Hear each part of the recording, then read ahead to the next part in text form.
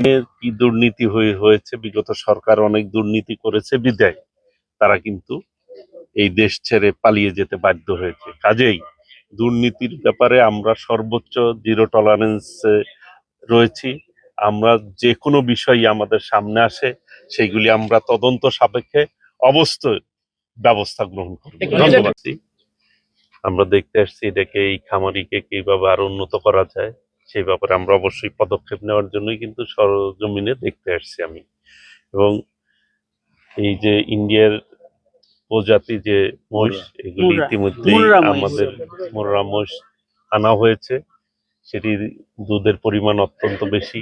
সেটা কিভাবে আরো বৃদ্ধি করা যায়, এই জায়গা থেকে আমরা বিভিন্ন খামারিদেরকে, আপনারা দেখলেন যে এই বাছুর জাতীয় যে মহিষগুলি, সেগুলি আমরা খামারিদের মাধ্যমে ডিস্ট্রিবিউশন করব।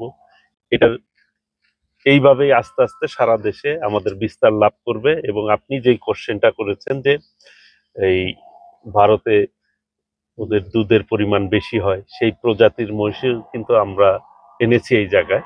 কাজেই আমাদের এইখানেও দুধের পরিমাণ আস্তে আস্তে বৃদ্ধি হবে ইনশাল্লাহ।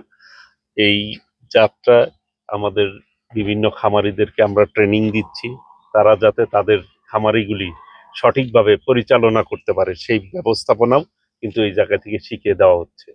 কাজেই আস্তে আস্তে আমরা মনে করি এই দিক থেকে আমরা স্বাবলম্বী হব এবং আমরা অর্থনীতিতে একটি ভালো ভূমিকা রাখতে সক্ষম হব। ধন্যবাদ। কি হয়েছে সেটি জানি না আমি। কাজেই আমরা নতুন সরকার যাত্রা শুরু করেছি, মাত্র 12-15 দিন আমাদের এই সরকারের যাত্রা। ইনশাল্লাহ আপনারা সব ধরনের সহযোগিতা আমাদের পক্ষ থেকে